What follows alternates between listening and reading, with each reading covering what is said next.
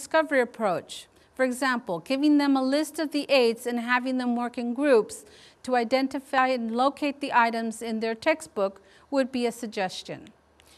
And some things to look for include contents and index, chapter titles, section headings and subsection headings, outlines and questions, review sections, glossaries, grammar references, text boxes and highlighted areas, graphics, and visuals. There is a purpose why these are found in textbooks. These purposes are to help the learner learn better. So let's teach our students why they're there and how they will help them. Okay. Table of contents or index serves as shortcuts to locating specific information in the text. You don't want to spend all day looking for page 10. So get your students used to learning the table of contents or an index if it's a higher education type of text. A fun activity to help students get acquainted with their text is to give students a list of topics that are found in the text and have them note the page number where it's found. Add a time factor to that and make it a competition. You can put them in groups. They'll learn the table of contents like that.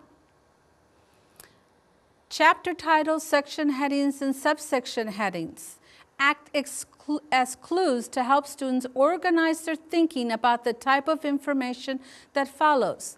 In a way, this is building background. If the topic says animals, immediately everything you know about animals comes to mind.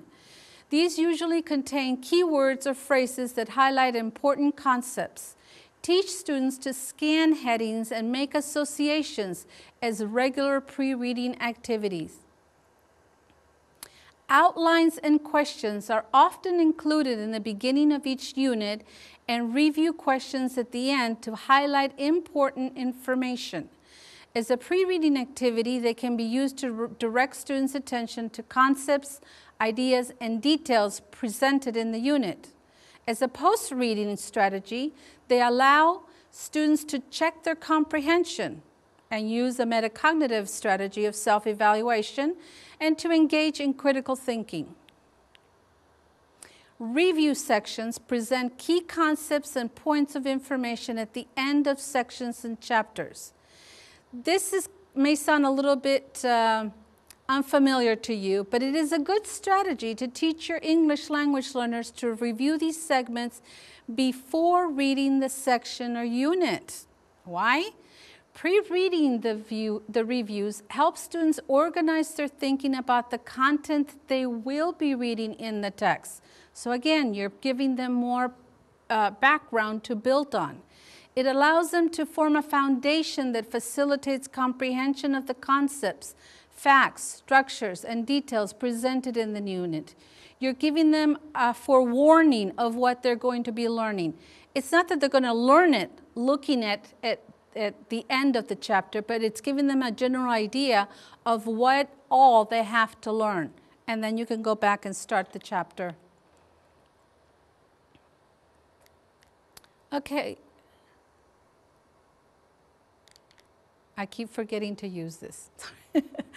Glossary, word lists, and grammar references are a bonus feature for all students. I don't think teachers are aware of just how helpful glossary, word lists, and grammar references are for students.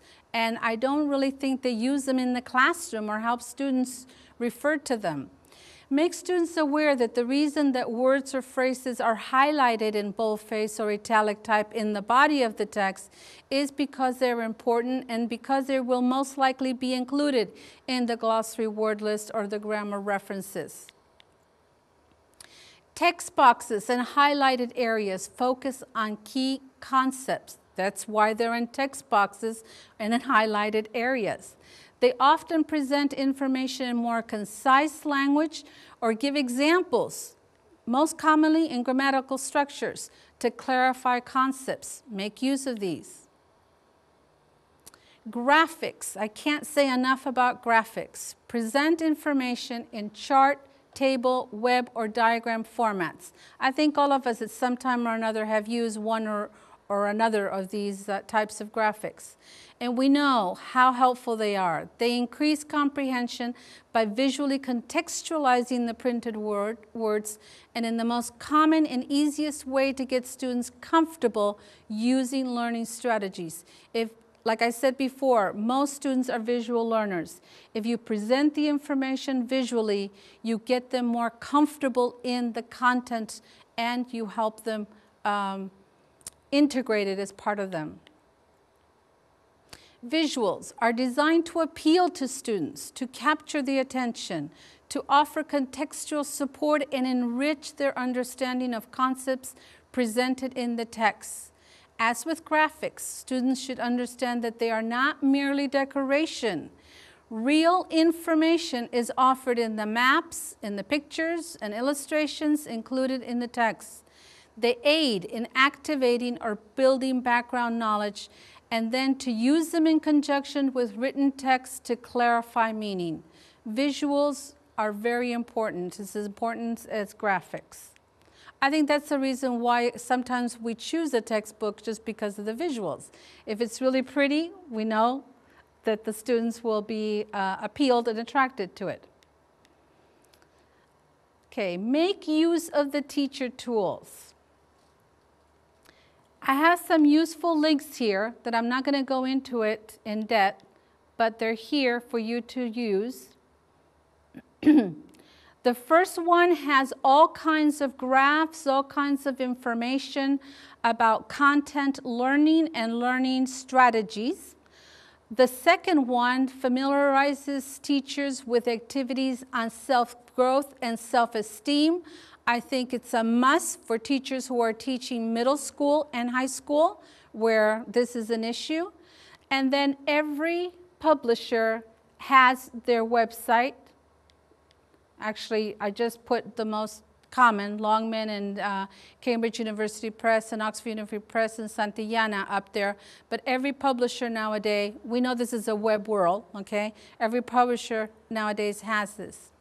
So available through ELT publishers are specific websites, as I mentioned just now, for the title of the textbook you have chosen. The websites include activities for both the students and the teachers, and in some cases, a homeschool connection. For students, there are additional exercises and different language skills for them to practice at home. Teachers can find additional resource links, more links, teaching tips as well as blogs. Should you want to share with other colleagues that are participating in the blogs, and if you would like to interact with the author. Okay, one thing, and basically this is where I end my presentation on teaching, and I chose it for the last because, as they say, the last is the most important. Not that this is the most important, but I think this is the most readily available and the one that is most often neglected when using textbook, and that is to make use of the teacher book.